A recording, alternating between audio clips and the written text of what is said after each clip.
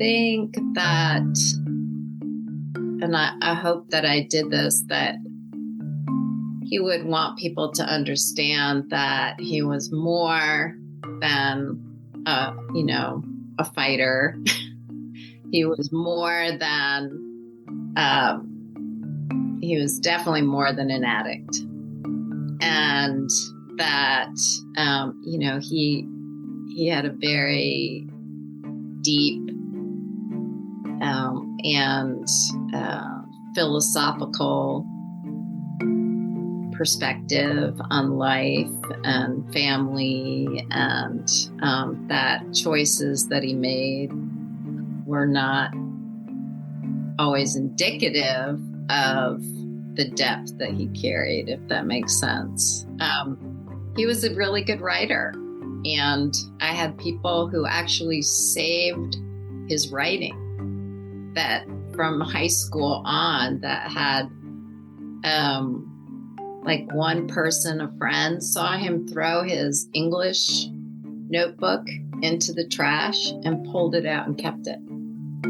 And so, so I included a lot of his writing in the book, like his epigraphs at the top of chapters, and to just really try and bring more of him and his presence. So I hope that he would feel like, even though it's a hard book and he made a lot of really bad choices, because of this addiction, and he tried so hard to be in a long-term recovery with it. But I hope that he would feel like his real presence came through. Hey everyone, welcome back to Living the Next Chapter. I have an author here today, and if you love boxing, if there's a boxer in your family and boxing is your thing, I have an author here today that's going to share a great story about a relative who lived the life of a boxer, had amazing training, was a very renowned boxer trainer as well. And Janet Hurley's here today. We're going to be talking about Glove Shy, new book. Janet, welcome to the podcast. Nice to have you here. Thanks so much for having me, Dave. It's exciting to have you here. Let's share with everybody off the bat where you are in this big world of ours. Well, I live currently in Asheville, North Carolina, in the Blue Ridge Mountains. Nice. Beautiful. That sounds like a beautiful place. Every time I hear somebody talk about the Blue Ridge Mountains, it just sounds like, oh, such a nice place to be. It's amazing there. It is. These mountains are, I think, the oldest mountains in the world. Wow. And so they're very worn down. Doesn't mean that we don't have high peaks, but they're very comforting in that way. Nice. Beautiful. Okay, so let's talk about your book right off the bat. Let's jump right in. Glove Shy, a new book just came out, and we were talking before we record. You just did your first book launch party where you got to meet with readers and family and friends from your community about the book. This is an amazing idea to have a launch party. Tell me about the party, what happened, and what was exciting for you as an author once people started coming through the doors to meet with you and talk about the book. Well, the launch party, there were two parts to it. One was actually at our great independent bookstore here in Asheville called Malaprops. And they create really wonderful spaces for authors of great renown nationally, internationally, and then authors like myself who have just published their first book.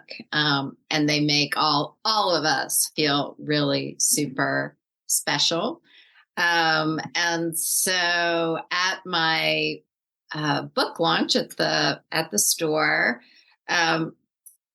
we set it up as a conversation between myself and another author, Sebastian Matthews. Sebastian is also a great artist and author, and he does a lot of teaching. And back in 2003, I took a class from him in creative nonfiction and started writing some pieces that eventually led to me getting into this memoir about my brother. And so through all the years, we've maintained a friendship. He ended up blurbing the book for me.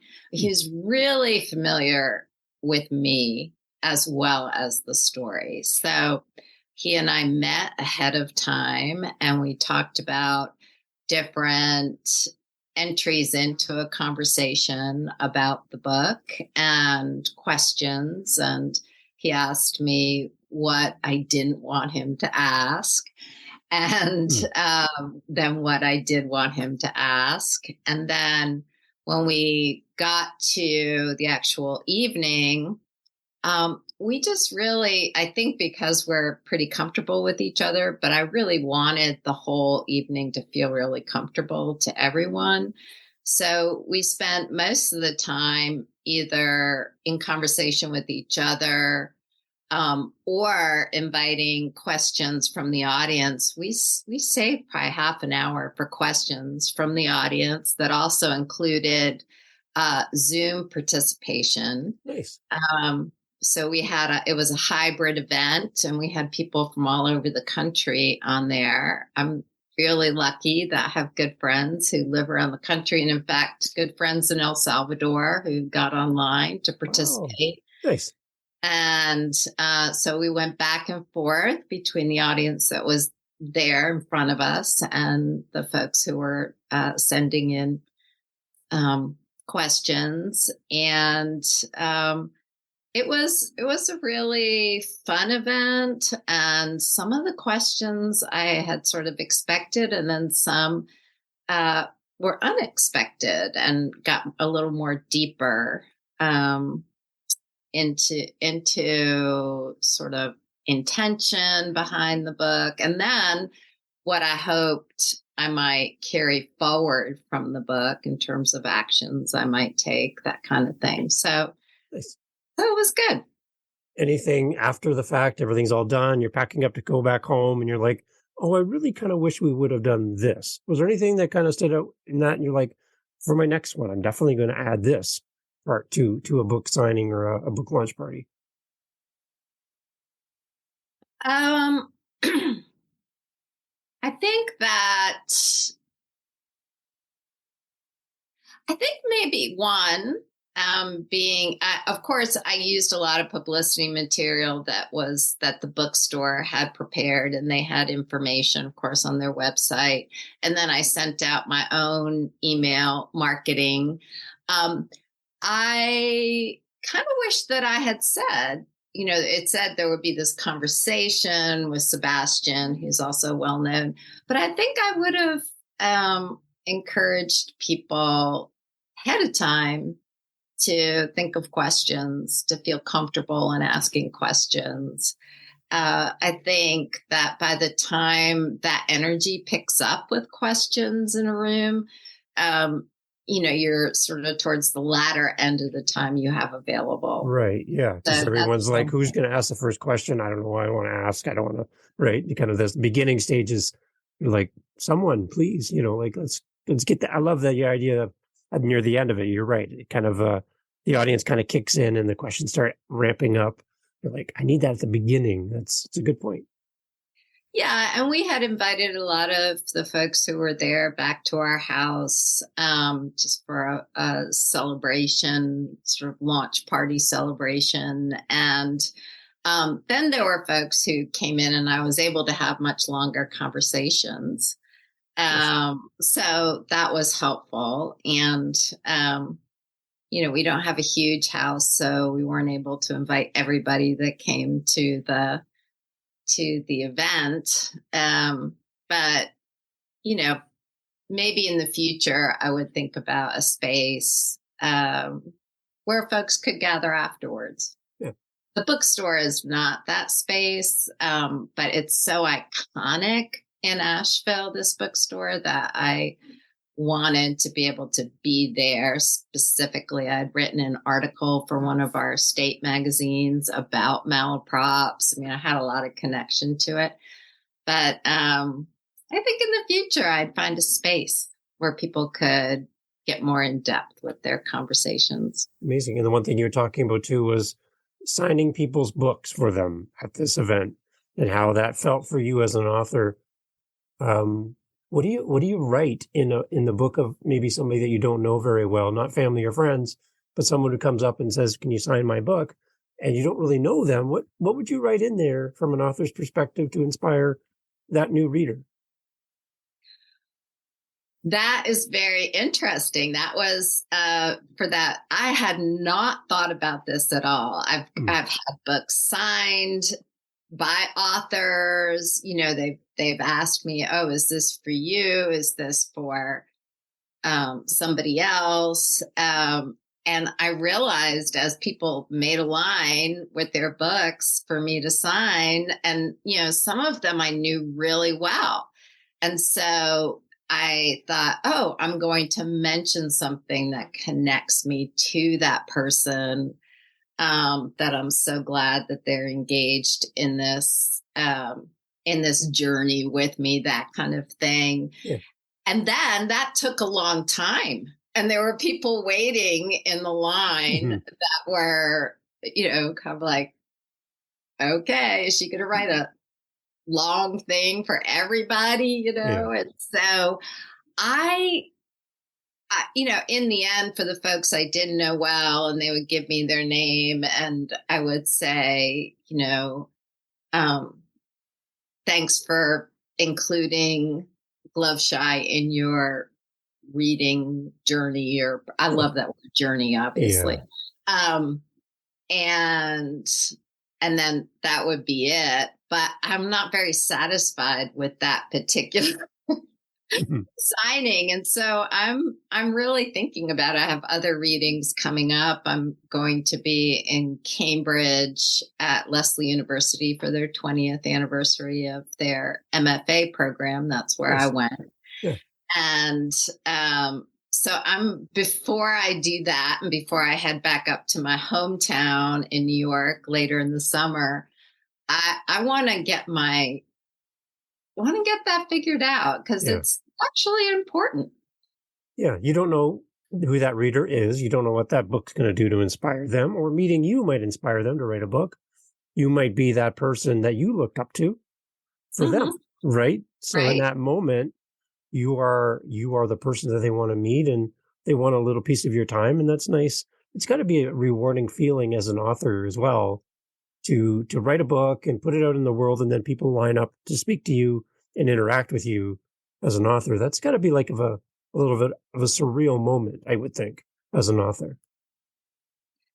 Yeah, you know, for the folks who know me, they were aware that I was working on this, although not that many people were very close into the process. You know, it's a surreal moment in that our relationship then is going to expand, because they'll read this book and they'll learn so much more, not just about me, but also just sort of how my perspective and thoughts and, you know, all of that sort of thing. And so there's that. And then for folks who are standing there with a book that I don't know it at all, you know, it feels like I'm excited for them, because they'll be able to participate with the book without knowing me. Does that make sense? Yeah. Yeah. Yeah. And so yeah, it's surreal. The Glove Shy touches on a lot of things. It's about my brother, who was an amateur fighter, and Floyd Patterson, who was a world heavyweight champion in the 50s, 60s, had retired to my hometown, opened up a gym, and formed a boxing club for young fighters. My brother went up there and was immediately, you know, just enthralled, and became Floyd's protégé. And while he was in high school, and received a lot of notice, had a lot of local celebrity. And so, you know, the book kind of follows my fangirl time with my brother. And then my brother also struggled with a lot of depression, mental health issues, which then led to a lot of substance abuse, drug addiction. And so it covers a lot about family response to, and it could be to any sort of trauma, but in this case, it's addiction. And then sort of my looking back and my reckoning with lots of choices that I made, the impact on me, and the choices my family made, the choices my brother made before he died, that kind of thing. So there are lots of entry points. I mean, for folks who love boxing, there are people who just, and that was a question, what was it like to watch your brother in the ring? Yeah. What was it like to, to meet Floyd Patterson, to be around that as a little girl, that kind of thing. But then there were folks who asked me, what do I see as my role when it comes to issues, policies, the social narrative around addiction? And so that was an interesting question. I am going to be doing at least one book reading at a 2-year residential substance abuse rehab program in Winston-Salem. They've started in Durham, have been around a long time. They've just opened up a new place in Winston-Salem in North Carolina. So they asked me to come and do a book event there. Nice. And so hopefully I'll be doing something in Durham as well. But that was really important to me as well, to be able to, and the book event in Durham hopefully will be a fundraiser for them. Just really to be, aware that there are parts of this book that will really speak to both people who are dealing with substance abuse and family members of those folks too. So, yeah. Okay. So as an author, when you're writing about your brother, Brian, like, how much of you as an author do you put into the story? Or are you wrestling between just telling Brian's story through your recollection of what you saw as a family member as he went through all this? How much of yourself do you put into the story? I'm trying to kind of see the balance there as from your perspective as an author. Well,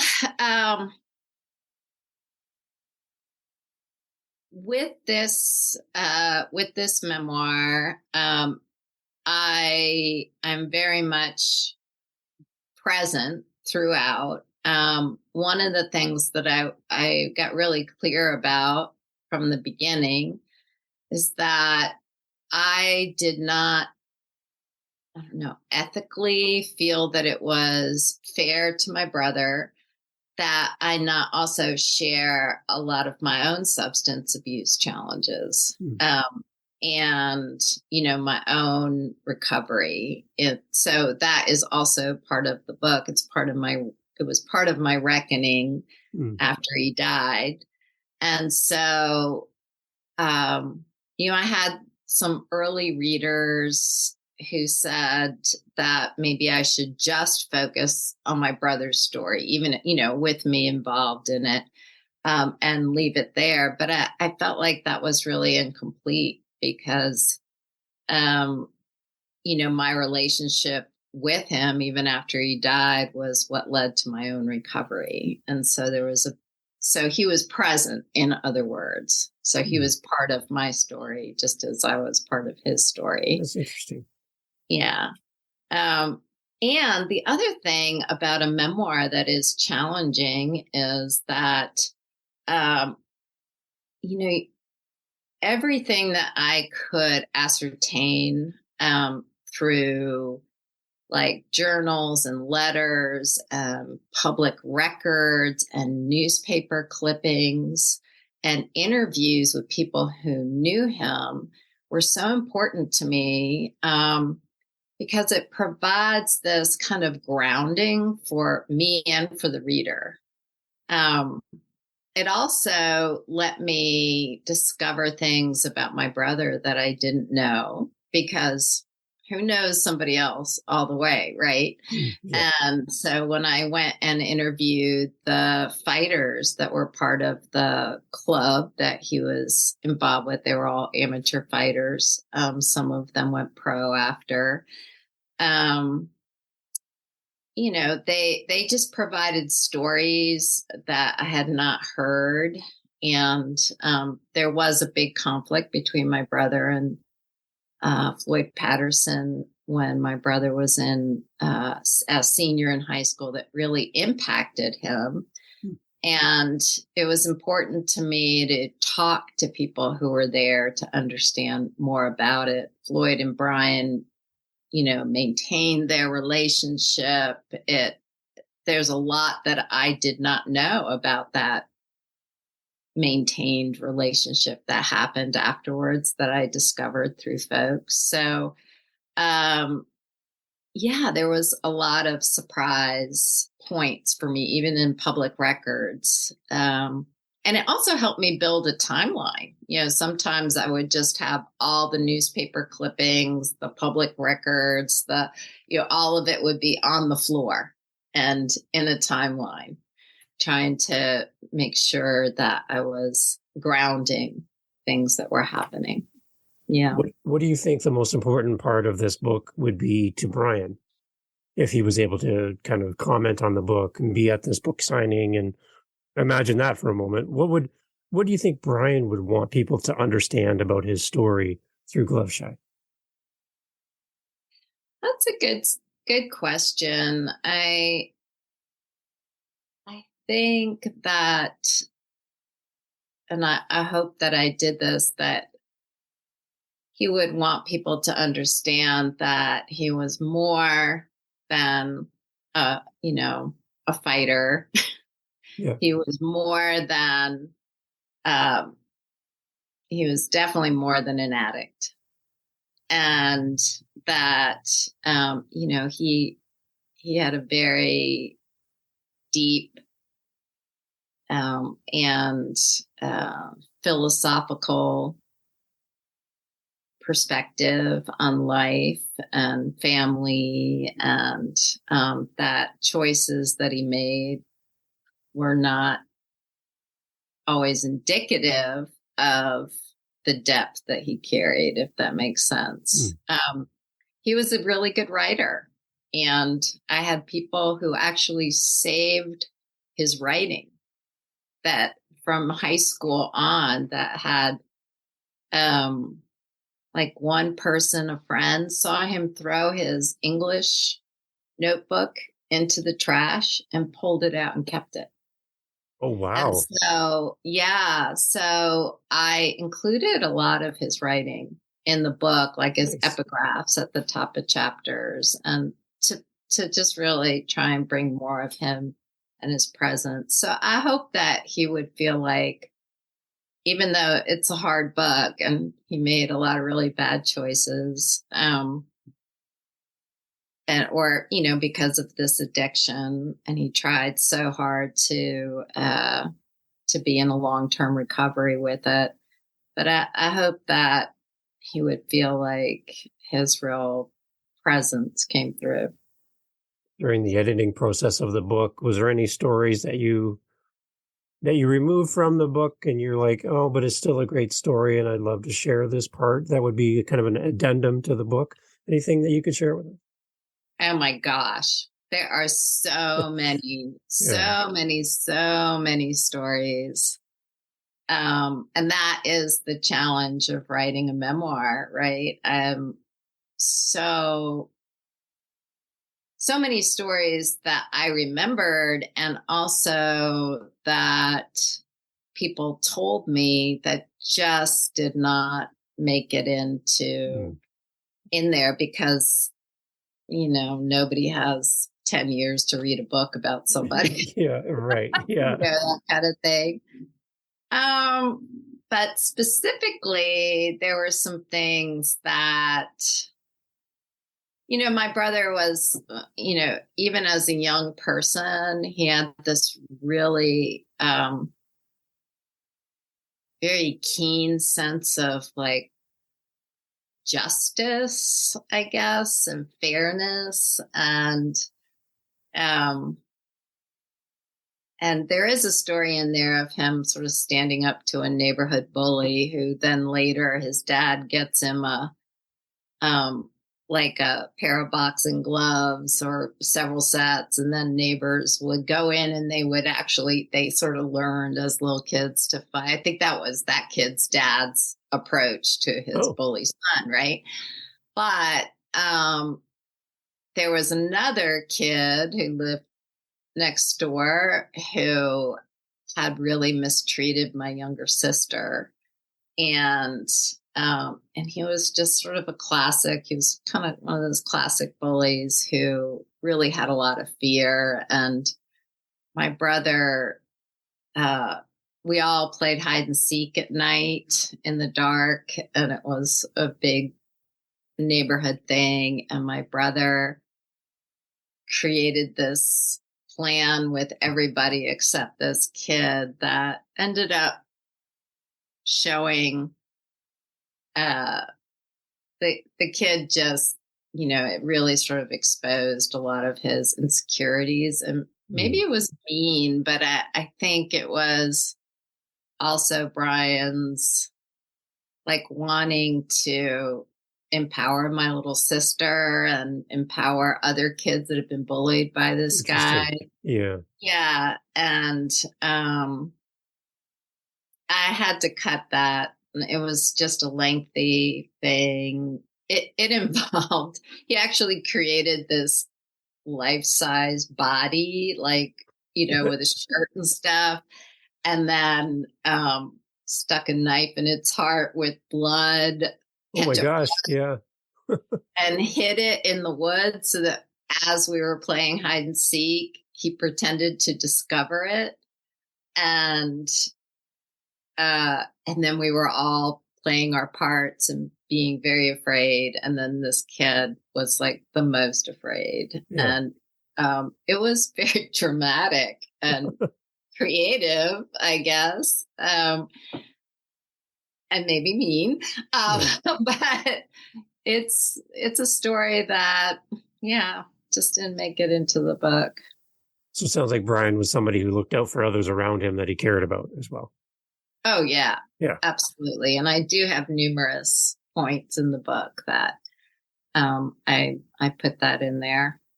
Yeah. So how old was Brian when we lost Brian? Brian was 32. Wow. Yeah. So he was pretty young. Yeah. And he did make a comeback attempt. He did go pro, or wanted to go pro. There were some folks in the boxing world. If you are good enough, there will be people who want to invest in you so you have time to train. And so there were people who were interested in that. And he was on the undercard for a big professional fight in Albany, but was unable to fight because in most states there are licensing requirements, and he did not pass his CAT scan or whatever. Yeah. And there's a lot of studies about addiction and the impact on our brains. So boxing has to be brutal to your body as well. Like the body's only meant to receive so much damage over a period of time, and boxing is not an easy sport on your body, I would think. So there's got to be that part of his story as well that's really, really difficult for him in that kind of sport. It's not like golf, where you're just golfing and your body doesn't really have that kind of damage. But being in the ring like that and watching some of the fights, and you're just like, how do these people survive? Like, it's amazing what their bodies go through. So it must be for you watching him box, where you would feel for him as a a family member watching him in there going, oh my gosh, like that's not, can't be good. Right. So talk a little bit about your feelings when you watched him box. Well, when I was in my fangirl mode, I was 4 years younger, and I went to I can remember, and I talk about this, going to my first fight. I kind of quickly came up with my own rules for watching him fight. And they included, my mother spent most of his fights with her hands over her eyes, right? She didn't really watch. She just waited for us to tell her what was going on. Yeah. But I quickly realized that it's always better to watch so that you know what's happening. I also decided that the blows that he would deliver were much more impactful than the blows that he received. Like, that was just how I worked it out. Like, even if that blow looked like it really hurt, it probably didn't hurt as much as the one that guy was going to receive. So that's how I kind of made it through. Then, with all of the challenges that he went through, I got a little frustrated, and then I became more frustrated with him. And some of his later fights, I felt like he wasn't as well prepared. And then it really bothered me. It was hard to watch. Yeah. So the other side then is the addiction side to the book. Like, that's really important, I think, beyond the boxing, is to kind of complement, is for people that are struggling with addiction, how can this book kind of give them a light in their search to find a way out of their addictions? Can you kind of talk a little bit about that?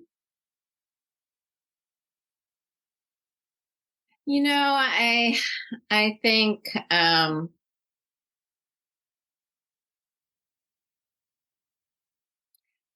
not sure it's a book that's going to provide any sort of instruction or any sort of like pathway to dealing with one's addictions.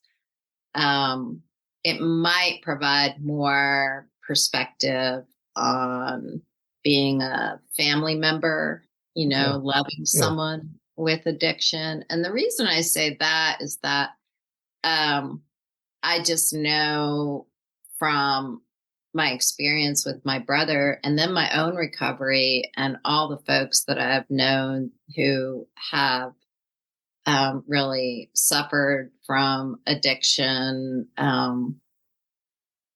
that you just don't, it's really hard to predict. It's really hard to say, if you do X, Y, and Z, right, that you're going to make it out of this particular place. I mean, I've been clean and sober for 33 years now. Wow. But there's so many different factors that go in. But I would say the reason that I chose the title glove shy is a boxing term that is when somebody in the ring closes their eyes when they see a blow coming. And for me, it was a great metaphor for what happened with my family. And again, this was the 70s, right? I mean, nobody went to therapy, that kind of thing. My brother went to rehabs that were 1 month long, right? And so there wasn't a lot of narrative that supported people actually looking straight at what was going on, or seeing addiction as a family situation, in terms of how it impacts everybody in a family. There was just beginning to talk about hereditary factors for addiction, and I really think it's important for folks not to be glove shy, to be able to not just look at what's happening, say, with someone that they love who's in this disease, but also just for themselves, like, how am I impacted? How am I reacting? What are the roles I'm playing here? That was something that I really had to look at along the way. I chose to go into a family program that was connected with a rehab center. But he wasn't at that rehab center. I did this, it was like a family program. It was a week long, just, looking at how families deal with addiction. And it was really critical for me. And that was even before I started dealing with my own substance abuse. Well, So, yeah. So that's the one beauty part that I love, is that you do bring in your own story. That's amazing. And expanding on the glove shy definition, that really helps as well, because I think a lot of people in life do shut their eyes just before the blow hits. But if maybe in the boxing world and in life, if we keep our eyes open, there's a way to counter, there's a way to duck or move out of the way. And some of those hits won't land if our eyes are open and we're aware of our surroundings. And I think that's a good metaphor and a good example for life for all of us, is to be aware, right? And not to shut down or shut our eyes or try to avoid what's going to happen in life, but address it and, focus on it and survive. I guess that's kind of what the story of the book is then. Yeah. Yeah. There's so many ways in which that applies to, situations. Just kind of, if you're stepping forward into, awareness, or even, not being reactive, like you were just saying, maybe stepping aside, or sometimes there's just energy that you can let go by you, that's not good for your life, right? I mean, there's just so many ways, but I think for a lot of families who are challenged with this situation, that, a lot of things, the stakes are very high, right? And so it really provokes fear and anger, and then there's reaction from that. And it's challenging. It's amazing. Janet, thank you for making time to be on the podcast. Let's tell everybody where to find you. And obviously the book is available online. I did ask everyone that buys the book to please leave a review wherever you're shopping. If you're on Amazon, for example, leave a review, tell everybody about the book. It really does help our authors to promote their books. But Jenna, where do we go to first connect with you? Like, where you're most active online? And where do we find the book? Where should we go? Well, I am on Instagram under Glove Shy. That's my handle on Instagram, which I chose 10 years ago, or whenever Instagram first came on the scene, so I could follow my children. Nice. Wow. But now it's really helpful. So they can find me there. And also, my website is janet.hurley.me. Okay, good. And my email is janet@janethurley.me. Nice. And I'd love to, hear from folks. And another place to find the book would be, you could order it from a local independent bookseller. That's better, yes. Or you can go on to bookshop.org, which is another excellent online place to get the book. And also they contribute to independent booksellers. That sounds awesome. Yeah. Yes. Great place to buy the books. That's a great way to do that. So one last thing, Janet, for anyone picking up this book, who would this be a good gift for? because maybe I would like to gift this to somebody and have this book arrive on their front door. Who should I have in mind, or who would be the best person that I could send this book to? That is a good question. I think there are a good number of folks who would like the book. First of all, I think people who enjoy good literature. The book is kind of a woven structure, and I think anyone who enjoys good writing will enjoy that. There is a lot of description of boxing and kind of a peek into that world. So folks who are interested or curious would also like that. And that kind of goes throughout the book. Folks who are also, we just talked about addiction, right? So folks who might have struggled with that as well. And anybody who is considering writing a memoir, I think that it offers a chance to look at how you might combine some interviews, do some journalistic work, look for public records, newspaper, all of that, and then how you weave those in as well. So nice. Quite a few folks. Amazing. So that's a great idea. So it's gift giving season coming up.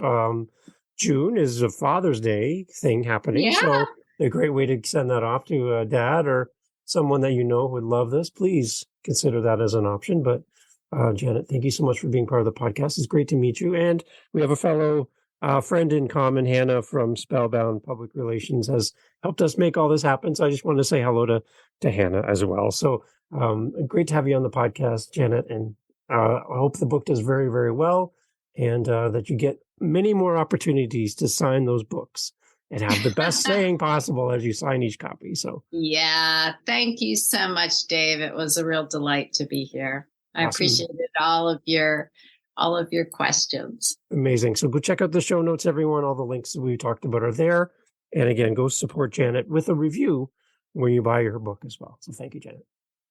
Thank you.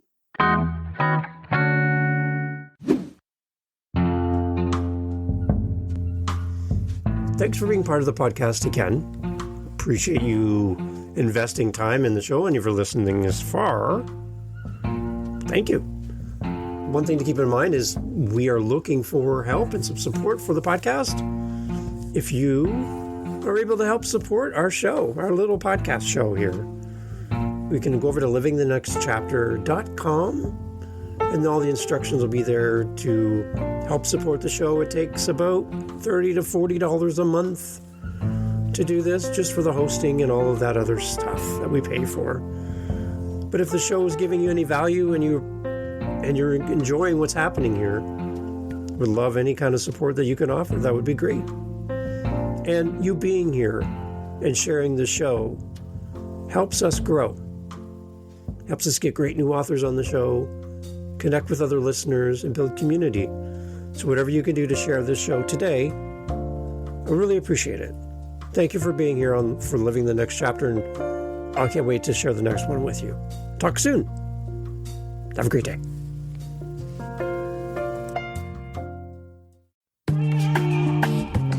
Mindshift Power Podcast, the podcast for teenagers and those who work with them.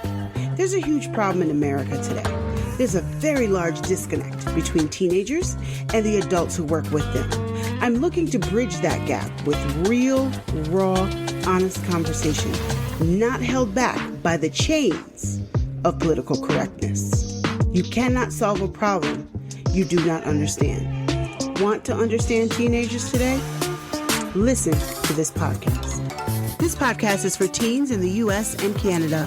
To learn more, go to fatimabay.com/podcast or just look for Mindshift Power Podcast on any listening platform. I look forward to you being a faithful listener.